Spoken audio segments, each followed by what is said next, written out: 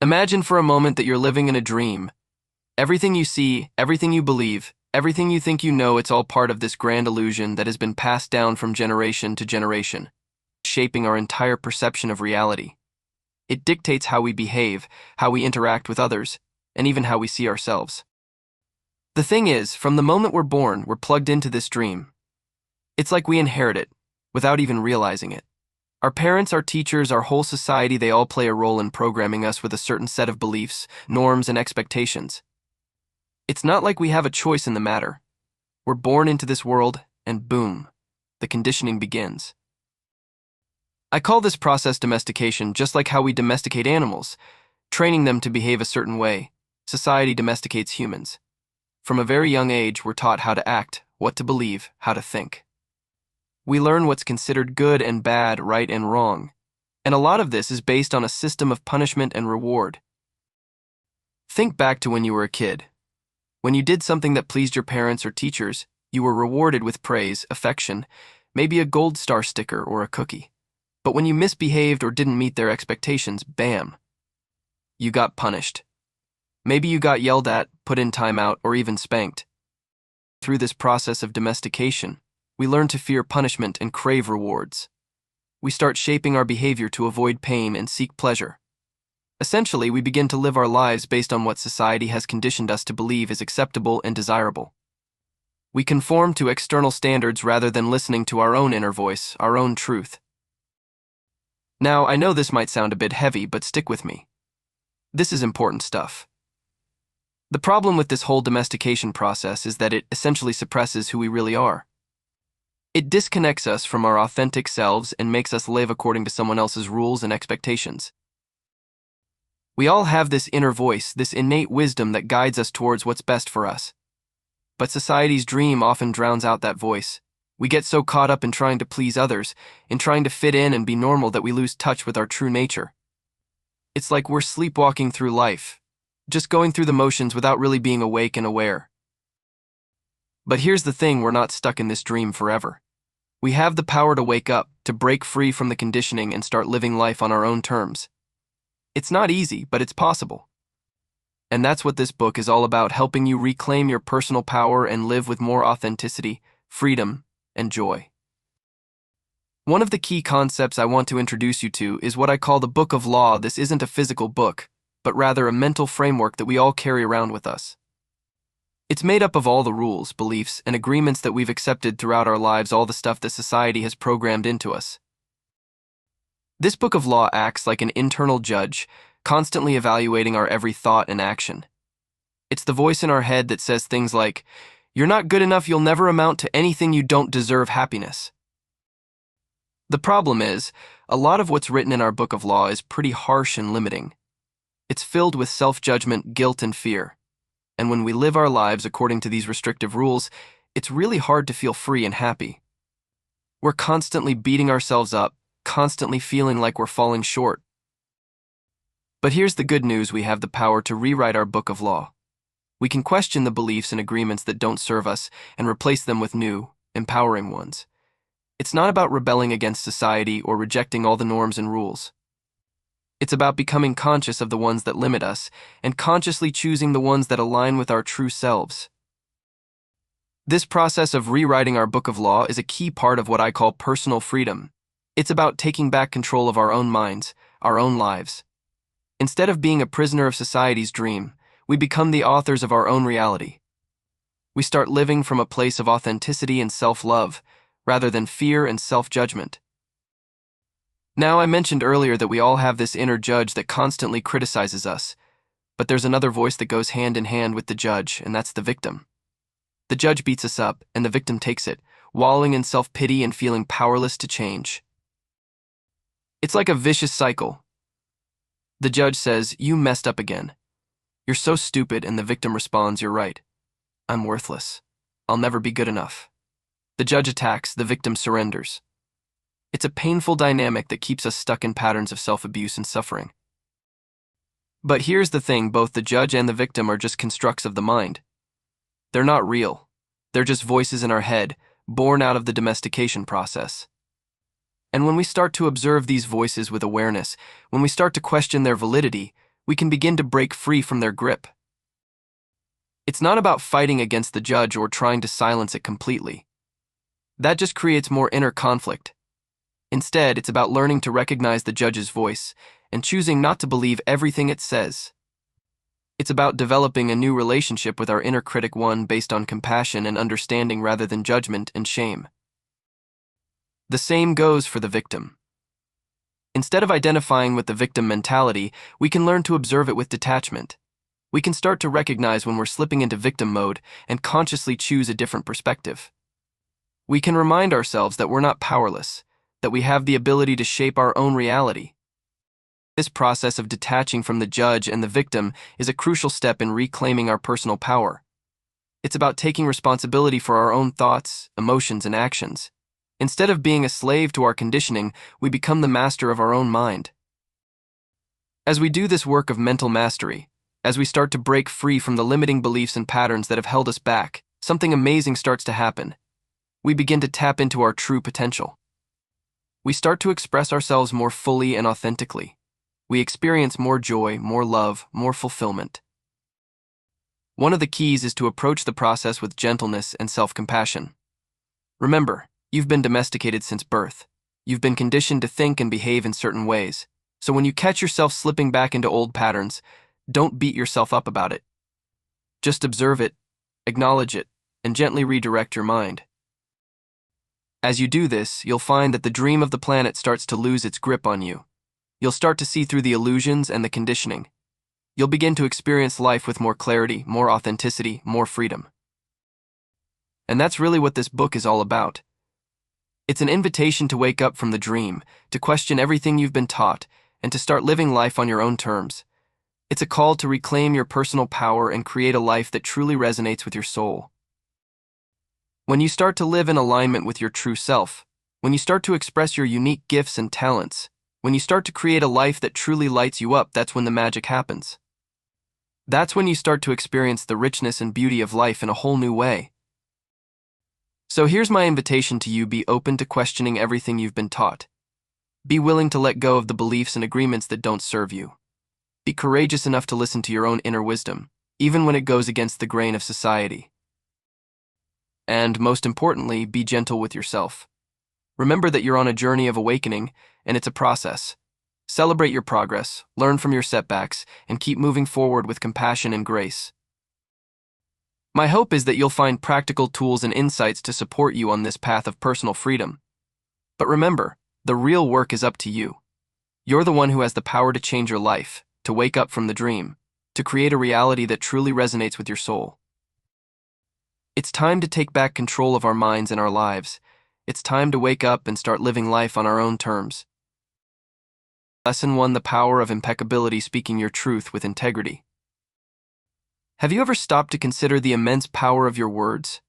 Every day we use language to communicate, express ourselves, and interact with the world around us.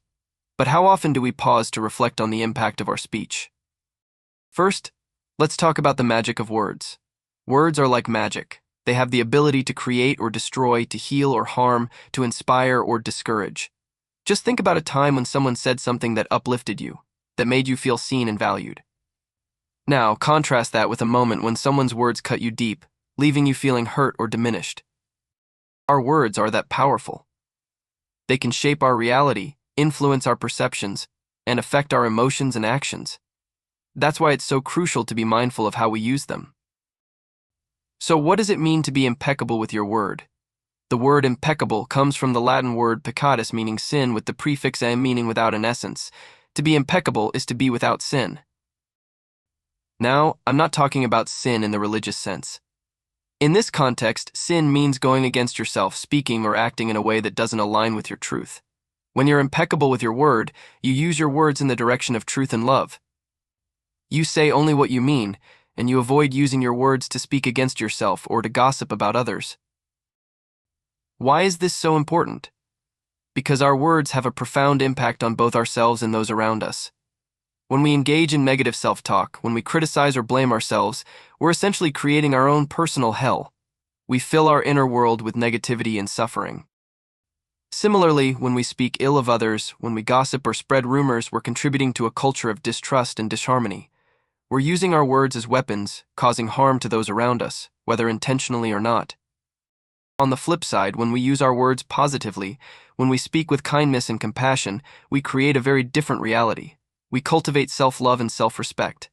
We build bridges of understanding and connection with others. We spread light instead of darkness.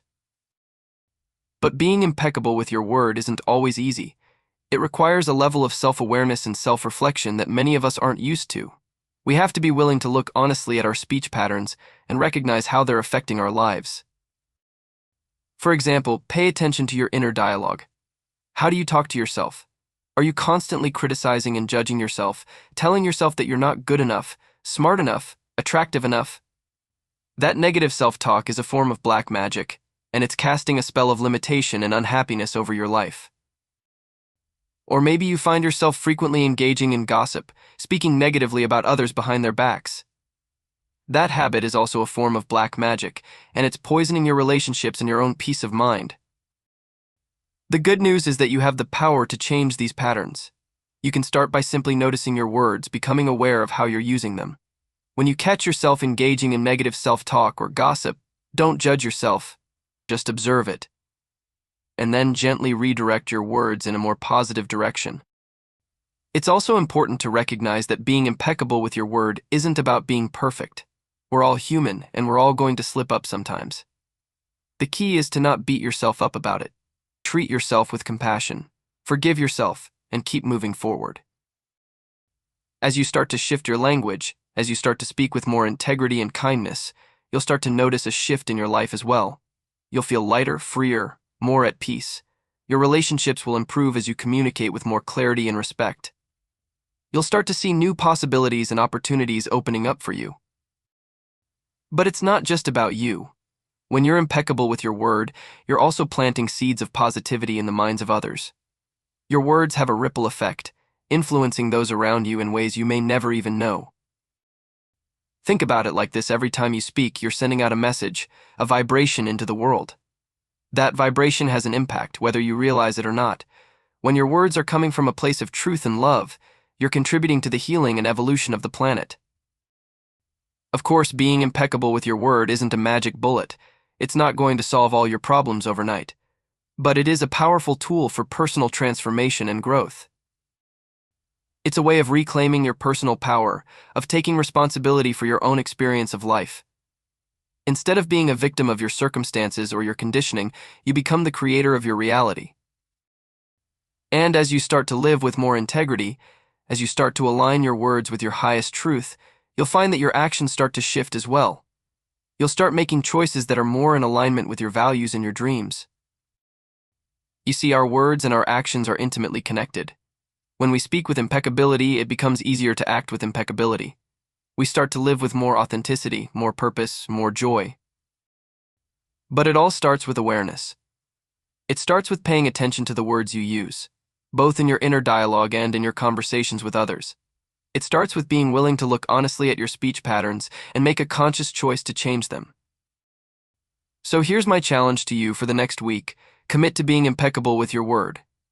Notice your language, and when you catch yourself engaging in negative self-talk or gossip, gently redirect your words. Speak with kindness, with truth, with love.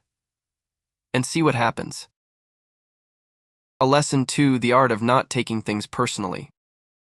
Imagine this scenario: you're having a great day, feeling good about yourself and life in general. Then, out of nowhere, someone makes an offhand comment or gives you a look that instantly deflates your good mood. Suddenly, you're questioning everything. Did I do something wrong? Do they not like me? Am I not good enough? Before you know it, you've spiraled into a vortex of self-doubt and insecurity, all because of one small interaction. As human beings, we have a natural tendency to take things personally. We assume that everything others say or do is somehow a reflection on us. Let's dig a little deeper into what it means to take things personally and why it causes us so much unnecessary suffering. At the core of taking things personally is the concept of personal importance. Personal importance is the belief that everything revolves around me. We assume we are the center of everyone else's universe, so clearly anything they say or do must be a direct commentary on our worth as human beings. But when you really examine this belief, you start to see the holes in its logic. Everyone around us is operating from their own set of beliefs, wounds, and life experiences that have nothing to do with us. That grumpy barista who scowled at you this morning. Maybe they're exhausted from working a double shift and worried about how they're going to pay their rent this month. That friend who made a joke at your expense? Perhaps they're feeling insecure themselves and trying to make themselves feel better by putting someone else down. The point is, you never really know what's going on in someone else's head or heart, and to assume that their actions are a direct reflection of your worth is not only inaccurate, it's downright egotistical. In his book, Ruiz puts it this way: nothing other people do is because of you. It is because of themselves. All people live in their own dream, in their own mind. When we take things personally, we are essentially allowing others to dictate our emotional state. We hand over our power and let their opinions and actions control how we feel about ourselves. But the truth is, no one else can define your worth or value. That's an inside job. Learning not to take things personally is one of the greatest gifts you can give yourself. It's a form of emotional immunity that protects you from the negativity and toxicity of others. When you don't take things personally, you become bulletproof. You're no longer at the mercy of other people's moods, opinions, or behaviors. You can maintain your own sense of peace and well-being, regardless of what's going on around you. So how do you cultivate this emotional immunity? The first step is awareness. Start to notice when you're taking things personally. What triggers you to go down that rabbit hole of self-doubt and insecurity? Is it a certain tone of voice? A particular phrase? A disapproving look? Simply bringing awareness to your patterns can help you start to break free from them. The next step is to reframe the situation. Remember, it's not about you. Try to put yourself in the other person's shoes and consider what might be going on for them. Are they stressed out? Overwhelmed? Dealing with their own insecurities? When you can have compassion for others, it becomes much easier not to take their actions personally. It's also important to work on your own sense of self-worth. The more you love and accept yourself, flaws and all, the less you'll need validation and approval from others. Build yourself up from the inside out. Engage in activities that bring you joy and fulfillment. The more you fill yourself up, the less you'll look to others to do it for you. Another helpful reframe is to see taking things personally as a form of self-centeredness. When we make everything about us, we're actually being quite narcissistic. The world doesn't revolve around us, as much as our egos might like to think it does. When you can take yourself out of the center of the universe, it becomes much easier to let go of taking things personally. It's also crucial to set boundaries with others. Just because someone has an opinion about you doesn't mean you have to take it on as truth. You get to decide what you believe about yourself. Other people's judgments and criticisms are more a reflection of them than you. As Ruiz says, when you are immune to the opinions and actions of others, you won't be the victim of needless suffering. The benefits of not taking things personally are immense. When you're not constantly getting triggered and upset by others, you free up so much mental and emotional energy. You're able to focus on the things that truly matter to you, rather than getting sidetracked by other people's drama. You develop a deep sense of inner peace and resilience that allows you to weather life's inevitable ups and downs with grace and ease. Not taking things personally also allows you to have more authentic and fulfilling relationships. When you're not constantly on the defensive or looking for hidden meanings in others' words and actions, you're able to connect with people on a deeper level. You can have open and honest conversations without fear of judgment or rejection. You're able to give and receive love more freely because your self-worth isn't contingent on others' approval. Ultimately, not taking things personally is about reclaiming your power. It's about recognizing that you are the only one who gets to define your worth and value. No one else's opinion of you matters more than your own. When you truly internalize this truth, you become unstoppable. You're able to pursue your dreams and live your best life, regardless of what anyone else thinks or says. Of course, this doesn't mean you become a doormat or tolerate truly abusive or hurtful behavior from others. There's a difference between not taking things personally and allowing yourself to be mistreated. It's important to have healthy boundaries and to speak up for yourself when necessary. But for the most part, learning not to take things personally will serve you well in all areas of your life. So the next time someone says or does something that triggers you, take a step back and remind yourself it's not about me. This is their stuff, not mine. I get to choose how I feel about myself. With practice, this will become your default way of being. You'll find yourself feeling more grounded, peaceful, and self-assured. no matter what life throws your way. In conclusion, building emotional immunity by not taking things personally is one of the greatest gifts you can give yourself. It frees you from the tyranny of other people's opinions and allows you to stay true to yourself no matter what. By reframing situations, having compassion for others, working on your own self-worth, setting boundaries, and seeing the narcissism in taking things personally, you can cultivate this invaluable skill. Remember, you are the only one who gets to define your worth and value. No one else's opinion of you matters more than your own. When you truly embrace this truth, you'll find yourself living with more peace, joy, and fulfillment than ever before. So start practicing not taking things personally today, and watch how your life transforms for the better. Lesson 3: Beyond Assumptions: The Path to Clear Communication and Deeper Connection. Have you ever found yourself in a situation where you assumed something about someone or a situation, only to later find out that your assumption was completely wrong? Maybe you thought a friend was upset with you because they didn't respond to your text, but it turned out they were just busy with work.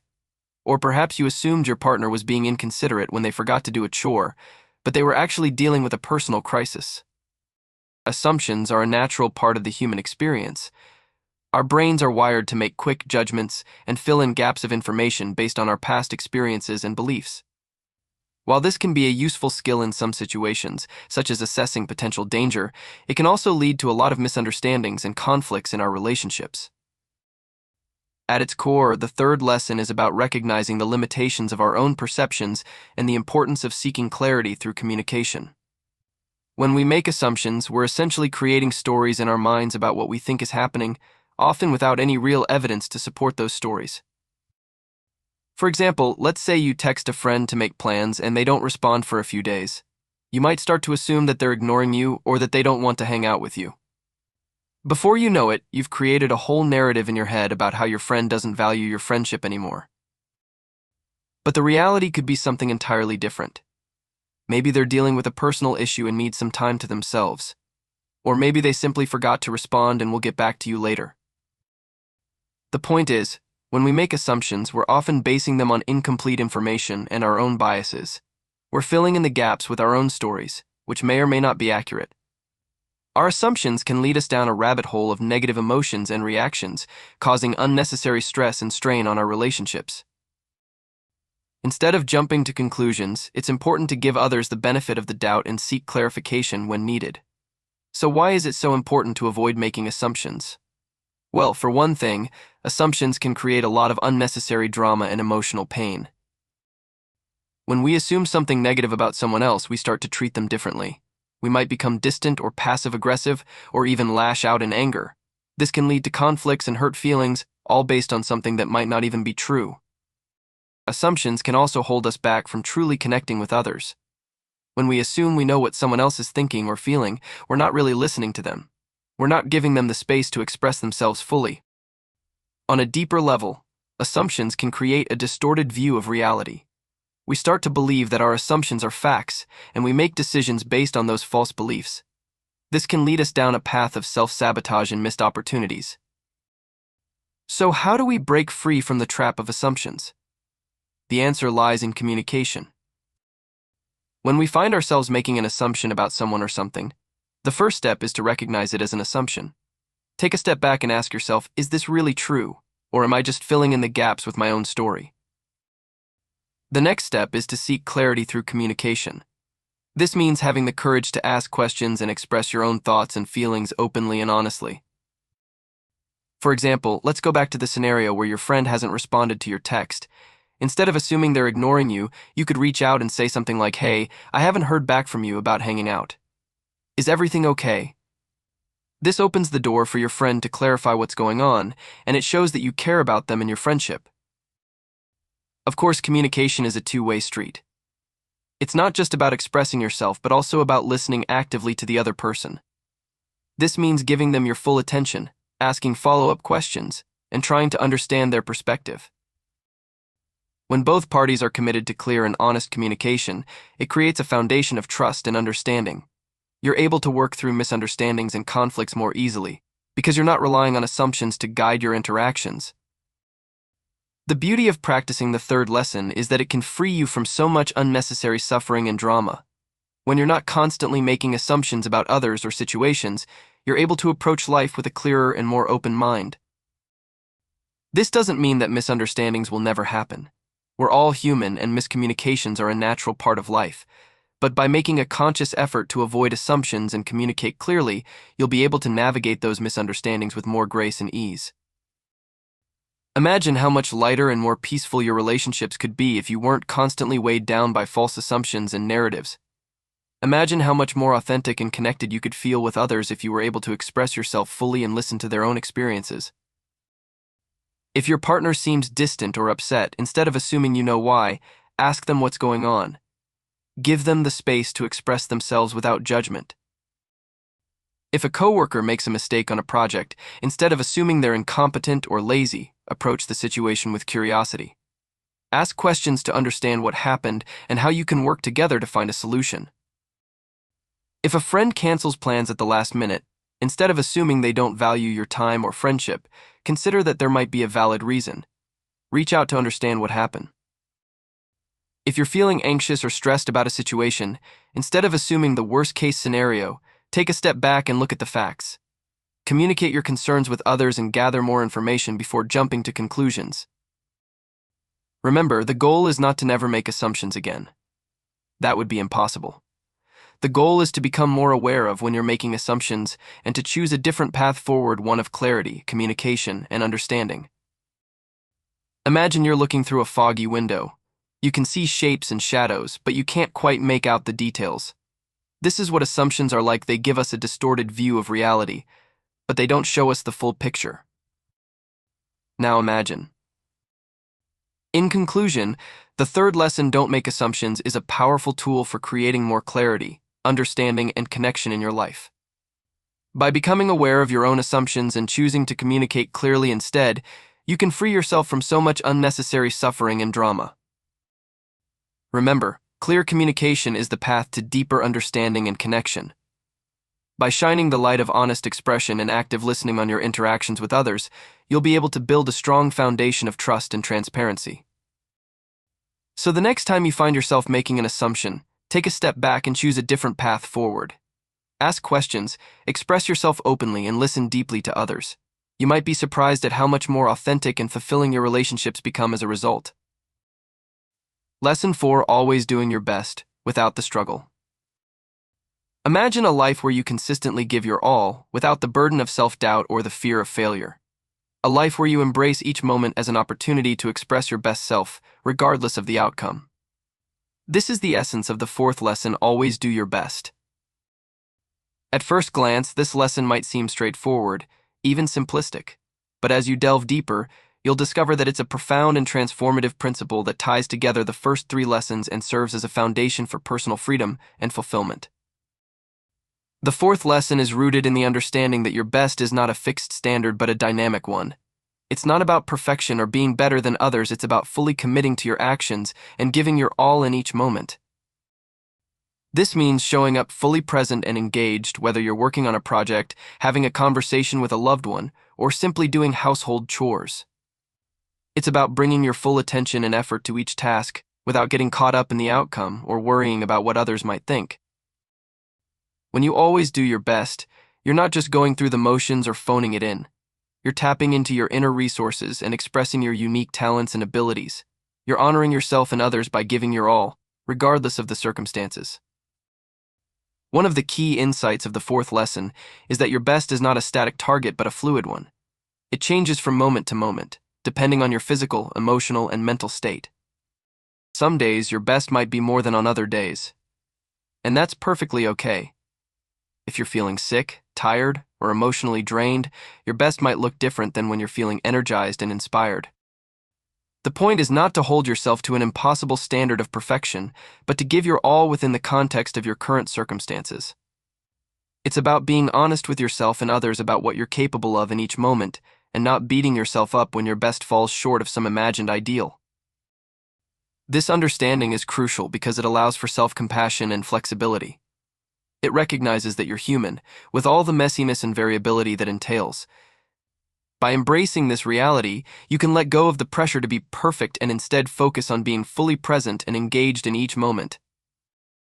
One of the most powerful benefits of the fourth lesson is that it helps you avoid the trap of self-judgment and regret. When you consistently give your best effort, there's no room for guilt or self-blame because you know you've done all you could. Think about a time when you half-assed a project or phoned in a performance. Chances are you felt a nagging sense of dissatisfaction or even shame afterward. You might have beaten yourself up thinking, I could have done better or I should have tried harder. But when you truly give your all, there's no room for that kind of self-criticism. Even if the outcome isn't what you hoped for, you can rest easy knowing that you did your best. You can learn from the experience and move on without the weight of regret holding you back. This is incredibly liberating because it frees you from the tyranny of your inner critic. You no longer have to worry about living up to some impossible standard of perfection or constantly second-guessing yourself. You can simply show up, give your all, and trust that your best is enough.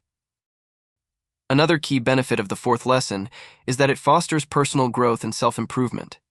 When you consistently give your best effort, you're not just going through the motions but actively engaging with life and learning from your experiences. Think about it: when you're fully present and committed to your actions, you're more likely to notice subtleties and nuances that you might otherwise miss. You're more open to feedback and constructive criticism because you're not attached to a particular outcome but rather focused on the process of growth and learning. Over time, this mindset becomes a self-reinforcing cycle. The more you give your best, the more you learn and grow, which in turn allows you to give even more of yourself in the future. It's a virtuous cycle that leads to greater self-awareness, skill development, and overall fulfillment. But it's not just about personal growth for its own sake. When you consistently give your best, you're also aligning your actions with your values and goals. You're not just going through the motions, but actively shaping your life in a way that feels meaningful and purposeful. This is the essence of fulfillment, the sense that you're living in alignment with your deepest values and aspirations. By always doing your best, you're creating the conditions for this kind of deep satisfaction and contentment. It's one thing to understand the concept intellectually, but it's another thing entirely to put it into practice on a daily basis. That's why the fourth lesson is not just a one-time decision, but an ongoing commitment to excellence. It's about making a habit of giving your all in every area of life, from your personal relationships to your professional endeavors. Like any habit, it takes time and practice to develop. You might start by focusing on one area of your life, such as your work or your health, and gradually expand to other domains as you build momentum and confidence. The key is to approach it with a spirit of curiosity and experimentation. Don't beat yourself up when you fall short of your own expectations, but rather use it as an opportunity to learn and adjust your approach. Over time, you'll develop a stronger sense of what your best looks like in different contexts and how to consistently show up as your best self. Imagine your best as being like the phases of the moon. Some nights the moon is full and bright, illuminating the entire sky. Other nights, it's a thin crescent, barely visible behind the clouds. Neither phase is better or worse than the other, they're simply different expressions of the same celestial body. In the same way, your best will wax and wane depending on your circumstances and energy levels. The key is to honor and accept each phase, knowing that it's all part of the natural cycle. Now picture yourself running a race, but instead of trying to beat the other runners, your only goal is to make it to the finish line. You might run faster or slower at different points in the race, but as long as you keep moving forward, you're doing your best. This is the essence of the fourth lesson. It's not about comparing yourself to others or trying to meet some external standard of success. It's about staying committed to your own path and giving your all, regardless of the outcome. Think of always doing your best as being like building a muscle. Just as you can't expect to bench press 200 pounds on your first day at the gym, you can't expect to be perfectly present and engaged in every moment of your life right away. But through consistent practice and dedication, you can gradually build your capacity over time. Each rep, each day of showing up and giving your all, is like a tiny weight lifted. Over time, those small actions compound into a powerful habit of excellence. In conclusion, the fourth lesson, always do your best, is a transformative principle that ties together the first three lessons and serves as a foundation for personal freedom and fulfillment. By consistently giving your all, you can avoid the trap of self-judgment and regret, foster personal growth and self-improvement, and align your actions with your deepest values and aspirations. When you make a habit of giving your all, you tap into a deep sense of purpose and satisfaction. You become more fully engaged with life, more open to learning and growth, and more aligned with your authentic self. So start small. Choose one area of your life where you want to more fully express your best self, and make a commitment to showing up fully in each moment. Over time, you'll build the habit of excellence that will transform every aspect of your life. Remember, your best is not about perfection or external validation. It's about honoring yourself and others by giving your all, moment by moment, day by day. It's about embracing the journey of growth and self-discovery, and trusting that your best is always enough. By now, you've learned about the power of these 4 life lessons and how they can transform your life. You've seen how living by these principles can help you break free from the chains of your past and step into your authentic self. But what comes next? What does a life of true freedom and joy actually look like? This is where the concept of the new dream comes in. The new dream represents a personal and collective vision of life where love, freedom, and happiness prevail. It's a world where we let go of the old stories of suffering and fear, and instead embrace a new reality that is filled with possibility and potential. Creating this new dream starts with you. It starts with the power of your intent. As we've discussed throughout this book, intent is the force that guides our actions and shapes our reality. When you set a clear intent to live in alignment with these 4 lessons, you begin to transform your life from the inside out. Be impeccable with your words, speak with integrity, say only what you mean, and use the power of your word in the direction of truth and love. Don't take anything personally. Nothing others do is because of you. What others say and do is a projection of their own reality, their own dream. Don't make assumptions. Find the courage to ask questions and express what you really want. Communicate with others as clearly as you can to avoid misunderstandings, sadness, and drama. Always do your best. Your best is going to change from moment to moment. It will be different when you are healthy as opposed to sick. Under any circumstance, simply do your best, and you will avoid self-judgment, self-abuse, and regret. Living these lessons is a practice, a daily commitment to showing up as your best self. It's not about perfection, but rather about progress. Each time you choose to align your thoughts, words, and actions with these principles, you are planting the seeds of your new dream. As you continue to live these 4 lessons, you may find that your life begins to change in miraculous ways. You may find that you attract people and experiences that reflect your new way of being. You may find that your relationships become more authentic, your work becomes more fulfilling, and your sense of purpose becomes clearer. This is the power of living a life of awareness and love. When you are conscious of your actions and their impact on the world, you naturally begin to make choices that are in alignment with your highest good. You begin to see yourself and others through the eyes of compassion, understanding that we are all doing the best we can with the knowledge and tools we have. So keep going, keep growing, and keep shining your light. The world needs your authentic self, now more than ever. And as you step into your truth and live from a place of love and freedom, you inspire others to do the same.